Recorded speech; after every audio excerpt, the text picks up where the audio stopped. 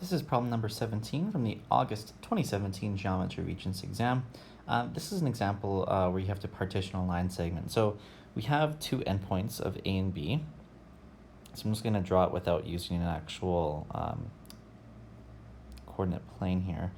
So -8, -2 is point A, and then point B would be somewhere up here,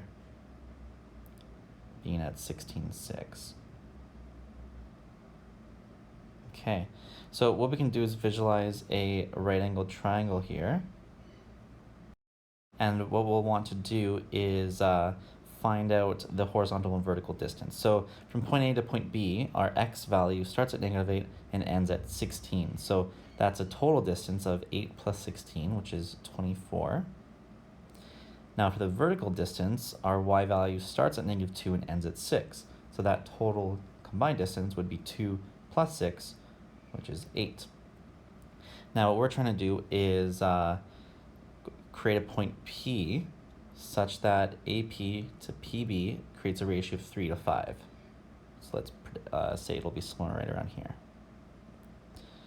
Okay, so let's, now first of all, the ratio of 3 to 5 is quite handy right off the bat because 3 plus 5 gives us a value of 8, which is our vertical distance.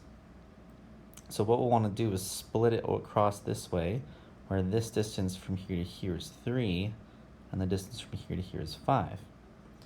Now that's quite convenient, and now based on that, we actually can already figure out the y value of our point P, because it's 3 more than the y value at point A.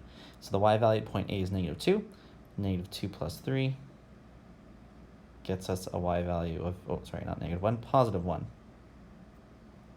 So based on that, we can actually, you could skip the rest of the question and you see it, the answer is option number 1, because that's the only point that has a y value of +1.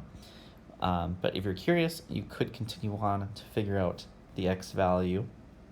And we could do that by continuing to create equivalent ratios of 3 to 5, continuing increasing them until we get two numbers in the numerator and denominator that add to our x distance, which is 24. For example, the ratio of 6 to 10 is the same as 3 to 5, just not simplified, as is 9 over 15. And this one will work because 9 plus 15 gets us 24. So what we're going to do over here is split our x distance. So from here to here would be 9, and from here to here is 15. Now that we know that, our x distance from point A to point P is 9.